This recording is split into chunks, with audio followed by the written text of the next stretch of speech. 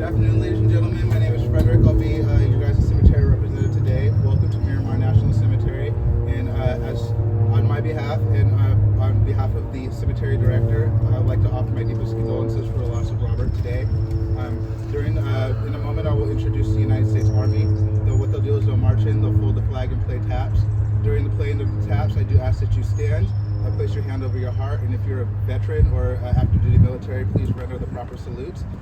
During the service, I do ask that you silence your cell phones. However, you guys are allowed to take as many photos or as many videos as you want. And now I introduce the United States Army.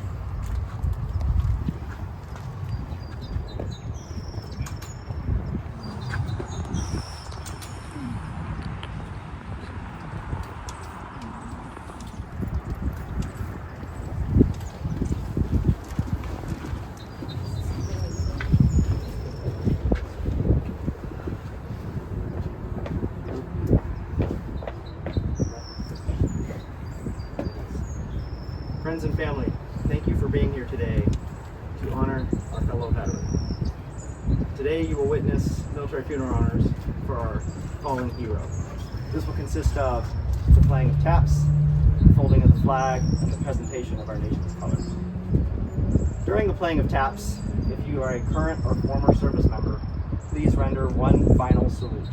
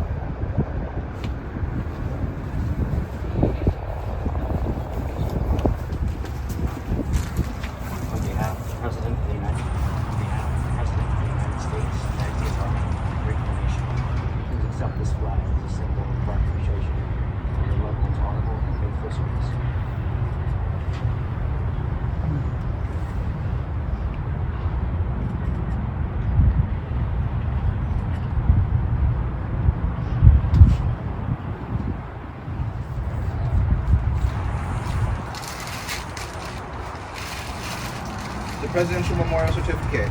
The United States of America honors the memory of Robert A. Constantine.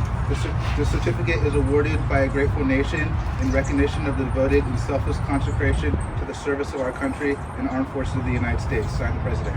Yeah.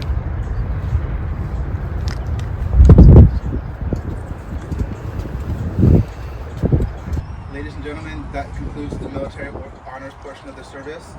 Now we will have some time for speaking and reflection on Robert's behalf. And I'd like to open the floor for anybody who would like to speak.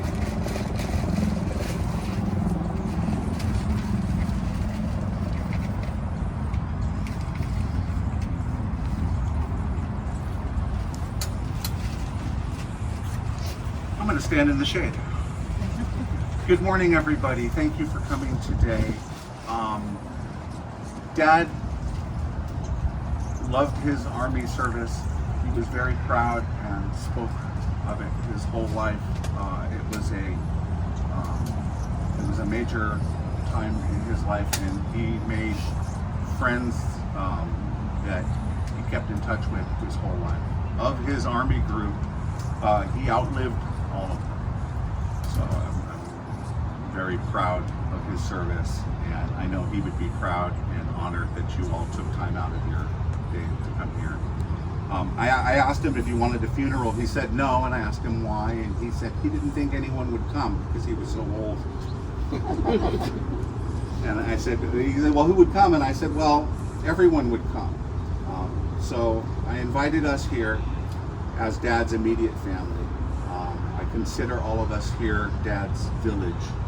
It was all of us who pulled together and helped him through his long dementia journey. And I am forever grateful for all of your help and support during that.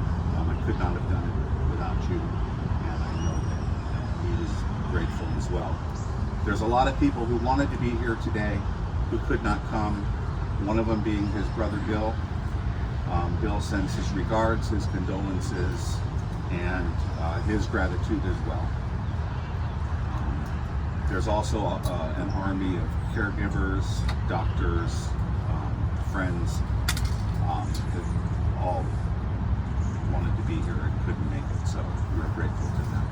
I want to talk briefly about Dad and his Army service, since this is a military service. Dad was drafted not long out of high school during the Korean War and was sent to Germany as part of the NATO occupation there.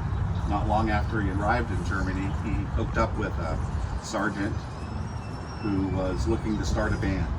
So Dad was instantly recruited, and the band was formed. Over time, that band became very popular and was later asked to represent the United States in the 10th anniversary celebrations of D-Day on Omaha Beach. I can imagine what that must have been like for him being a 21-year-old standing on the beach looking up at those cliffs and the significance of that moment. And I was very proud that he was able to represent his country there as a drummer. Once Dad got out of the service, he continued his drumming, and he played music for the next 70 years. Any chance he could get, he would play. At the time, dance music was very popular, and so for decades he played just about every place here in town, every ballroom and every hotel, you name it, we played it. As dance music became less popular in the late 70s and the early 80s, people started transitioning to retirement homes and nursing homes. So he and his work buddies got together and they formed a group through the union, and they went and played for seniors. I was lucky, my brother and I were lucky enough to be part of that experience for a few years, and we got to see firsthand the power of music on people, especially those who were suffering from cognitive diseases. You would see them come out of their shell, and you could see the good that the music did. So I was very proud that he did that and continued to do that for the next 40 years. He gigged regularly up until about age 85 when COVID hit, and then you were no longer allowed to visit seniors. You couldn't get in there to do anything. So he had to hang up his drumsticks. But I think of all of the people I know personally, he may have logged the most volunteer hours that way of anybody I know. I can't imagine the thousands of people that he played music for, brightened their lives, made their lives a little better. So I'm very proud of that. Dad was a great guy. I could go on and on and on about how great my dad was. He was a husband, a father, a grandfather. He was a friend, a neighbor, and everybody I ever met liked him. Right? And he never had a bad word to say about anybody. There's a few quotes that I'd like to read. One of them is from one of our favorite movies. Dad and I used to watch Wizard of Oz quite frequently. And there's a great scene when the Wizard of Oz gives the Tin Man a heart. Right? And after he gives the Tin Man a heart, he tells him, a heart is not judged by how much you love, but how much you are loved by others. That's Dad in a nutshell, right there. I think he was greatly loved by just about everybody. I'm going to go ahead and open it up for anybody who wants to come up and say a few words about Dad if you like. If not, we're going to go down to the double wide afterwards, and we're going to have some food and share some memories about Dad. So if you want to save your stories for them, that's fine. I'm going to leave with one more thing. It's sort of a group participation thing, so I'm going to ask your help on this. We're not going to sing it, but we're going to say it. I thought since Dad gave so much beautiful drumming to the world that we could turn around and do one for him as we see him off. So I'm going to read a line, and your line afterwards is pa-rum-pa-pum-pum. Okay? Come, they told me. Pa-rum-pa-rum-pum. A newborn king to see. Pa-rum-pa-rum-pum. Our finest gifts we bring Pa-rum-pa-pum-pum. to lay before the king. Pa-rum-pa-pum-pum. So to honor him Pa-rum-pa-pum-pum. when we come. Pa-rum-pa-pum-pum. Little baby, Pa-pum-pum. I am a poor boy too. Pa-rum-pa-pum-pum. I have no gift to bring Pa-rum-pa-pum-pum. that's fit to give a king. Pa-rum-pa-pum-pum. Shall I play for you? Mary nodded. Pa-rum-pa-pum-pum. Shall I play for you on my drum? Pa-rum-pa-pum-pum. The ox and the lamb kept time, Pa-rum-pa-pum-pum. and I played my drum for him. Pa-rum-pa-pum-pum. I played my best for him, Pa-rum-pa-pum-pum. and then he smiled at Pa-rum-pa-pum-pum. me and my drum. Pa-rum-pa-pum-pum. Thank you.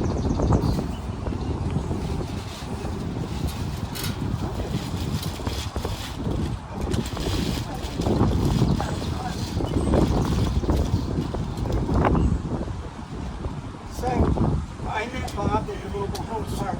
He had a dog and I had the dog. And we walked. And eventually my dog passed away and we still became buddies.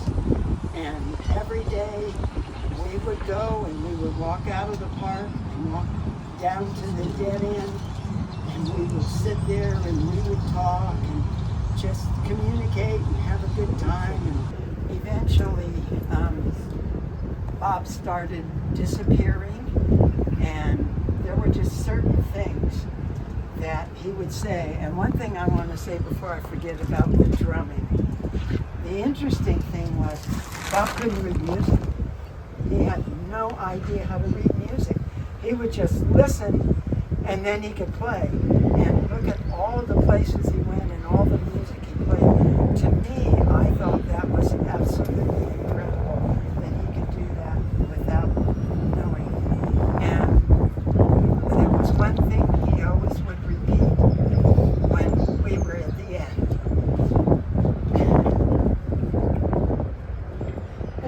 one more time. Bless your beautiful hide wherever you may be. Thank you. Thanks, Thomas. One of the greatest gifts my dad gave me was a love for music. And in 1975,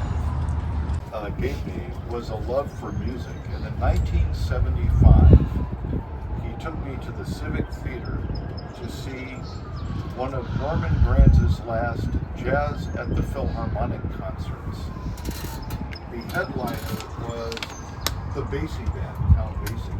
Wow. But I remember the opening set had Joe Pass and Ella Fitzgerald and all these huge giants of jazz. And I was only 11 years old, but I'll never forget that night.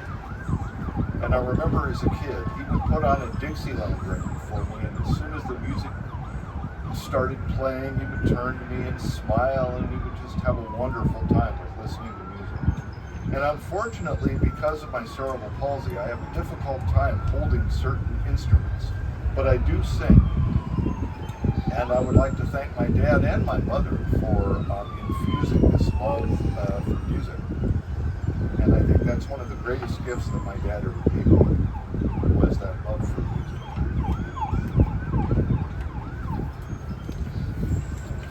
Thank you, Rob. That was nice.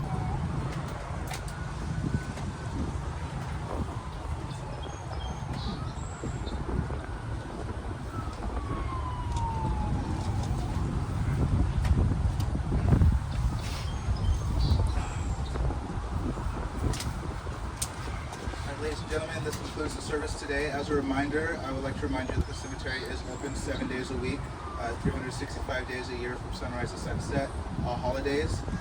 Before I take him to his final resting place, I would like to offer the opportunity for you guys to come up and say your final farewells. His final resting place is going to be section 19, site 178 or 172, I believe. Let me check. And I just want to once again thank you guys and for letting us be a part of this, and thank you for doing it. Thank you so much for your help today. I really appreciate the whole family.